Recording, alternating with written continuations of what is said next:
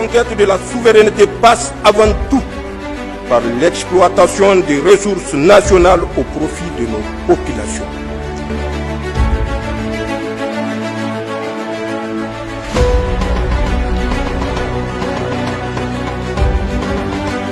Les travaux entrant dans le cadre de la 14e réunion extraordinaire du comité consultatif général du CAMES se sont achevés hier. Cette rencontre de Niamey a été riche en échanges et recommandations importantes afin de cultiver l'excellence dans les différentes écoles africaines. C'est le ministre de l'Enseignement supérieur, de la Recherche et de l'Innovation technologique qui a présidé la cérémonie de clôture. Pascal Sessou-Gauthier et Hassan Moussa. Cette 14e réunion extraordinaire du comité consultatif général du Conseil africain et malgache pour l'enseignement supérieur CAMES s'est déroulée conformément aux attentes des participants à ces assises de Niamey. 3 jours durant, des travaux intenses, des discussions, des échanges fructueux afin de promouvoir dans les 19 États membres du CAMES un enseignement supérieur et une recherche scientifique de qualité. Ces assises ont permis de présenter et discuter également sur des questions relatives à la mise en œuvre des programmes statutaires du CAMES. Elle nous aura également permis de discuter des perspectives de notre institution commune, dont les plus immédiates sont la tenue prochaine d'un atelier pour l'élaboration de la stratégie de la recherche du CAMES, la mobilisation des ressources pour le financement du plan stratégique, la protection de la marque du CAMES et encore la création d'une académie virtuelle du CAMES. Le Niger, encore une fois, matérialise son attachement à notre institution commune et partant sa détermination à promouvoir un enseignement supérieur et une recherche scientifique de qualité, socle de tout développement probant et durable. Des résultats probants ont été enregistrés au cours de cette session. Une performance qui a été possible grâce à la volonté affichée par le comité consultatif général de cette structure. Au terme des acquis de cette rencontre, je voudrais rappeler que les activités des programmes statutaires ont été passées en revue, notamment dans le domaine du concours d'agrégation de médecine humaine, pharmacie, odontostomatologie, médecine vétérinaire et production animale, le rapport du concours 2024. Les recommandations visant à améliorer le déroulement et la pertinence ont été adoptées. Le ministre de l'Enseignement supérieur, de la Recherche et de l'Innovation technologique a salué l'organisation parfaite de ces assises de Niamey.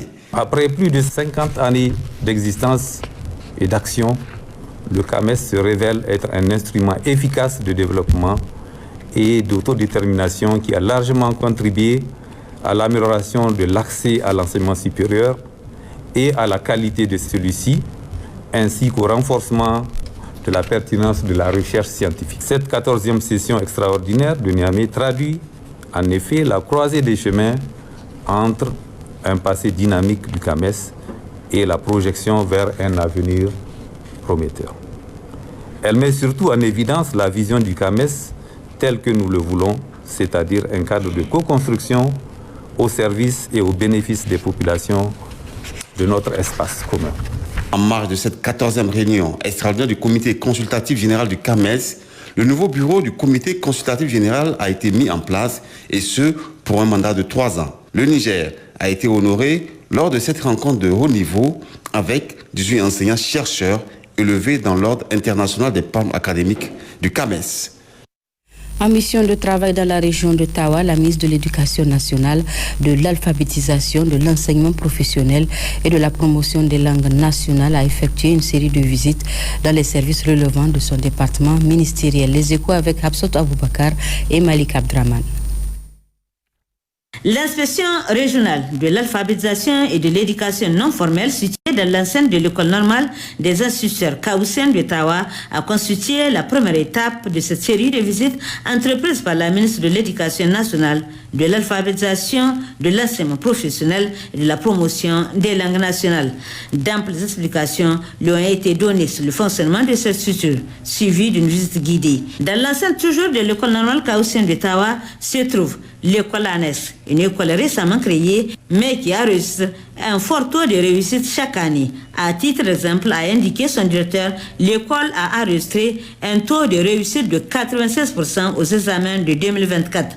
Grande fut la joie de la ministre qui a invité le corps enseignant et les élèves à maintenir le cap voire plus. Ensuite, la délégation s'est rendue à l'école Mission catholique mixte de Tawa. Tout comme aux précédentes étapes, l'accueil a été exceptionnel. À 18h, élèves et enseignants étaient encore présents. À leur côté, Père Francis, qui a bien voulu souhaiter la chaleureuse bienvenue à la ministre.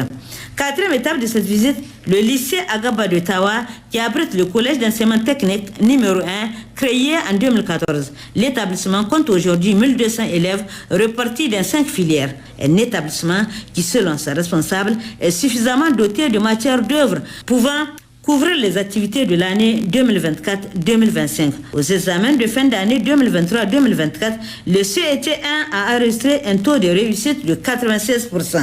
La délégation ministérielle était également au CEG6 de Tawa, un établissement qui combine rigueur et travail, car ayant décroché plusieurs fois la première place au niveau régional en termes d'examen, avec des taux de réussite exceptionnels. Dr Elisabeth Chérif était également à l'école Médersa franco-arabe, à l'inspection franco-arabe, où elle a suivi un sketch présenté par les élèves sur l'usage de la langue maternelle dans le système éducatif nigérien et l'honneur de la patrie en arabe. À l'école Confan Tawa 4, la ministre a visité 2 blocs de 3 classes construites sur fonds propres de l'État en seulement 3 mois, déjà opérationnels, plus 2 blocs de latrines à 3 boxes. À l'inspection régionale de l'enseignement et de la formation professionnelle et technique, la mission a eu droit à une présentation faite par l'inspecteur qui a largement expliqué à la délégation comment fonctionne sa structure, qui elle aussi a enregistré pour le compte de l'année 2023-2024 d'excellents résultats aux différents examens. Et cela a-t-il indiqué et à mettre à l'actif du ministère de l'Éducation nationale qui n'a ménagé aucun effort pour les soutenir en mettant à leur disposition tout ce dont ils ont besoin. Aux déléances émises ça et là, la ministre a pris bonne note et a promis de faire tout son possible pour accompagner les plus méritants. Aussi, elle les a invités à partager leur expérience, car après tout, c'est le Niger qui gagne, a-t-elle dit. Dr Elisabeth Chérif a rendu une visite de courtoisie à l'honorable chef de canton de Tawa, avec qui elle s'est longuement entretenue sur les questions de l'heure. Le chef d'état-major des armées, le général de brigade Salou Barmou, accompagné d'une forte délégation, a assisté aux obsèques des militaires tombés sur le champ d'honneur à Ingal, région d'Agadez. Moussa Efale et Bachir Harouna.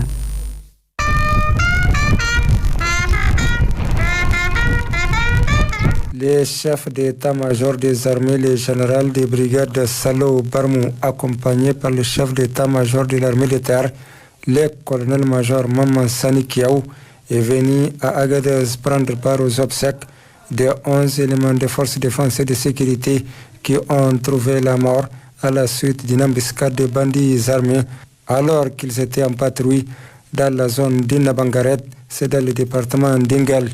Après l'inhumation, des militaires tombés sur le champ d'honneur en présence de leurs frères d'armes, le général de brigade Salou Barmou, accompagné par le gouverneur de la région d'Agadez, le général de brigade Ibraboulama Issa et le chef d'état-major de l'armée de terre, le colonel-major Maman Sani Kiaou, s'est rendu à l'hôpital d'Agadez où sont admis des militaires ayant été blessés dans la même attaque.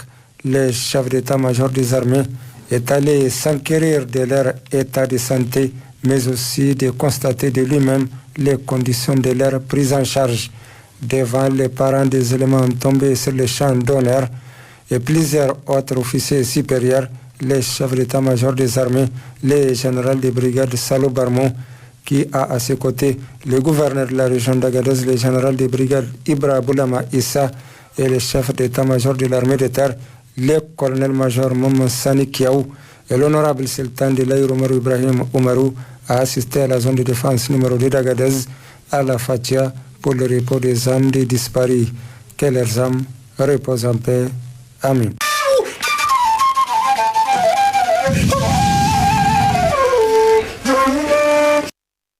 Voilà, audience à la primature du Mali, le Premier ministre, le ministre de l'administration territoriale et de la décentralisation, le général de division Abdoulaye Maïga, a reçu ce matin une délégation de la société de gestion de Manantali, Sogem, et de la société d'exploitation de Manantali et Felou, CEMAF, conduite par le président du conseil d'administration de la Sogem. Le Premier ministre a exprimé sa détermination à apporter une solution à la crise énergétique avant de saluer la Sogem pour la solidarité. Mamari Kone et Alio Touré. C'est une délégation de la Société de gestion de l'énergie de Manantali Sogem et de la Société d'exploitation de Manantali et Felou CEMAF qui est reçue par le Premier ministre, le ministre de l'administration territoriale et de la décentralisation. Et c'est le ministre de l'énergie et de l'eau d'introduire la délégation comprenant le président du conseil d'administration de la Sogem, son directeur général et celui de la CEMAF. La Sogem, qui est la Société de gestion des barrages de Manantali, s'occupe de la construction de la deuxième ligne qui quitte Manantali jusqu'à Bamako. Comme vous le savez, Manantali a été construite mais avec une seule ligne, ce qui fait qu'aujourd'hui nous avons des problèmes d'approvisionnement en électricité, c'est-à-dire qu'on ne peut pas recevoir la capacité voulue parce que les structures ne sont, la ligne qui est en monotherme ne permet pas d'évacuer toutes les capacités dont IDEM a besoin. D'où la construction de la seconde ligne qu'on appelle Manantali 2 qui sera construite maintenant en biterme. Donc ça veut dire qu'à terme, ce projet devait s'achever au mois de juin de l'année dernière avec quelques difficultés. Mais ils ont repris. Alors si tout va bien, c'est au mois de juin de cette année que le projet vient à terme. Si ce projet s'achève, Monsieur le Premier ministre, ça va considérablement soulager les Bamakois, pourquoi pas les Maliens, parce que cela voudrait dire que Manantali pourrait éjecter suffisamment de courant pour que l'IDEM puisse améliorer considérablement sa desserte au niveau de Bamako. Alors c'est un projet intégré, parce que de Kambila à Safo aussi, il y aura une seconde ligne pour vraiment que à Safo on puisse injecter aussi lorsque la centrale solaire de Safo sera finie aussi. Donc vraiment c'est un projet majeur. Et, nous avons été rassurés de cette audience puisqu'elle augure de la bonne collaboration qui existe entre la Sogem, donc l'OMVS et les autorités des différents États. Donc ce sont des rencontres qui nous permettent, nous, de prendre des orientations. Et en tant que dirigeants de ces sociétés qui appartiennent aux États, nous pouvons, à la suite de ces orientations-là, les mettre en œuvre et puis rendre compte aussi aux plus hautes autorités de ce qui est en train de se dérouler. Mais c'est vraiment une audience très positive, avec beaucoup de courtoisie, avec beaucoup de cousinerie à plaisanterie, parce qu'on est entre Sénégalais, Maliens, Mauritaniens, Guinéens, pour être plus large au sens de l'OMVS, et nous sommes très satisfaits de cette audience. Le Premier ministre a remercié la délégation de la Sogem pour la solidarité en faveur du Mali, un pays membre de l'OMVS. Il a réaffirmé la volonté des autorités de la transition de sortir de la crise énergétique que connaît notre pays. Au Burkina Faso, le jeudi 27 février 2025, le ministre en charge de l'industrie et du commerce était à Banfora pour visiter la SN Sosuco et la Sofitex Banfora pour la relance des activités. L'objectif de son déplacement était de voir la disponibilité du sucre en ce début du mois de Ramadan pour les musulmans et de Carême pour les chrétiens. Hassan Garouba et Moumouni Barou. Cette visite de Serge Nyandjondempoda, ministre en charge de l'industrie et du commerce, fait suite à celle de novembre 2024 dans le cadre des préparatifs de la campagne sucrière 2024-2025. Aujourd'hui, il est encore là, mais cette fois-ci pour voir le fonctionnement de cette industrie en termes de production de sucre, surtout en ce début du mois de pénitence. Les produits sont bien disponibles. Tous les acteurs de la chaîne de production sont mobilisés pour faire face à la demande. L'unité est en pleine production. Le sucre de qualité est produit. Et cette visite était tellement importante qu'elle se tient à la veille du mois sacré du jeûne, que ce soit pour la confession musulmane comme pour la confession chrétienne. Et c'est durant ces périodes que la demande nationale en sucre est très élevée. Et donc nous avons, au détour de notre visite, donné les instructions fermes pour que la SN Sosuco prenne des dispositions pour disponibiliser le sucre dans toutes les régions du Burkina Faso. Cette année, la quantité qui est sortie, pour nous, devrait être sur le marché. Et le consommateur final devrait quand même avoir accès. Donc, il est difficile pour nous que le sucre ne se retrouve pas sur le marché. Donc, probablement la rétention quelque part. Voilà pourquoi les instructions qui ont été données, c'est que la SOSOCO prenne les dispositions pour voir comment est-ce qu'on peut trouver des boutiques témoins pour que le sucre soit disponibilisé afin que le consommateur final puisse avoir accès. Après l'étape de la SN Sosico, le ministre met le cap sur une autre industrie, la Sofitex Banfora 2. Il s'agit pour lui de relancer la production cotonnière qui est en baisse dans les cascades. Avec les instructions que nous avons reçues aujourd'hui du ministre et provenant du gouvernement, et l'engagement qui est le nôtre aujourd'hui à relever la production, je pense que les lendemains seront meilleurs. Et le personnel là, ici, est complètement mobilisé pour relever ce défi qui est le retour à la production. Cette série de visites dans ces usines agroalimentaires et textiles à Banfora entre en droite ligne de la relance du secteur industriel burkinabé selon les visiteurs du jour.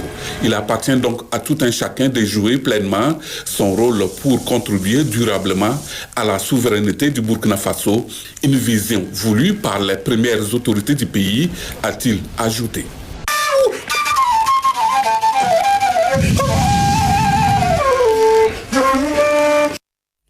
Retour à Niamey pour le lancement officiel ce matin de la première édition de la foire des fruits et légumes intitulée Accès des ménages aux produits de grande consommation durant la période de Ramadan. C'est le secrétaire général du ministère du Commerce et de l'Industrie qui a présidé la cérémonie. Jocelyne Amoussou et Souleymane Wali. Cette foire des fruits et légumes, initiée par les ONG ADEDER et ONIMEF, est une façon pour ces ONG d'apporter leur contribution à l'exhortation du Conseil des ministres du 22 février dernier qui appelait les différents acteurs à la solidarité, à l'entraide et à la tolérance en cette période du mois de Ramadan.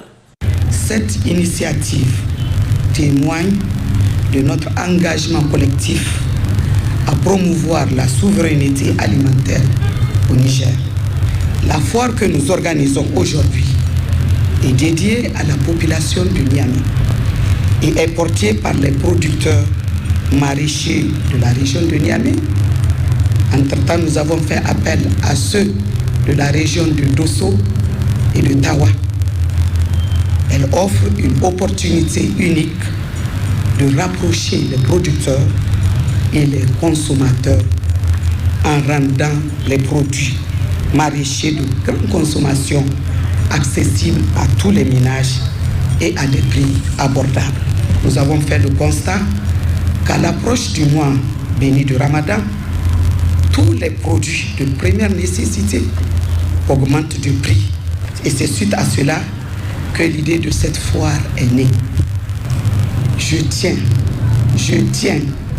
tiens encore à exprimer ma profonde gratitude à son Excellence, le général de brigade, Abdraman Chani, et à ses collaborateurs. Une initiative jugée à sa juste valeur par le secrétaire général du ministère du Commerce et de l'Industrie. Je saisis cette opportunité pour remercier et féliciter les ONG ONIMEF et ADEDER et tous les partenaires techniques et financiers qui ont contribué à l'organisation et à la réussite de cette foire. La première édition de la foire des fruits et légumes qui se tient sous le thème Accès des ménages aux produits maraîchers de grande consommation durant la période de Ramadan cadre parfaitement avec les orientations des plus hautes autorités de notre pays. Elle s'inscrit dans le cadre de la mise en œuvre de l'axe 3 du programme de résilience pour la sauvegarde de la patrie relatif au développement des bases de production pour la souveraineté économique. Des produits dont les prix sont abordables selon les populations. Les produits sont abordables ici au niveau de la foire. Je viens de payer du moringa. Vous l'avez pris à combien? J'ai pris ça à 1500. Je viens tout juste d'acheter des pastèques. Dans la ville, ça fait 2000 francs, mais ici, je l'ai trouvé à 1000 francs. Je l'ai vraiment trouvé très abordable et j'ai pris 2 packs. La visite des différents stands d'exposition de ces fruits et légumes a marqué la fin de la cérémonie d'ouverture de cette foire qui se tiendra du 1er au 10 mars 2025. Et à présent, le bulletin d'information des forces de défense et de sécurité, un bulletin qui évoque les interventions de nos forces de défense et de sécurité de leur mission de sécurisation du territoire nigérien. La conquête de la souveraineté passe avant tout par l'exploitation des ressources nationales au profit de nos populations.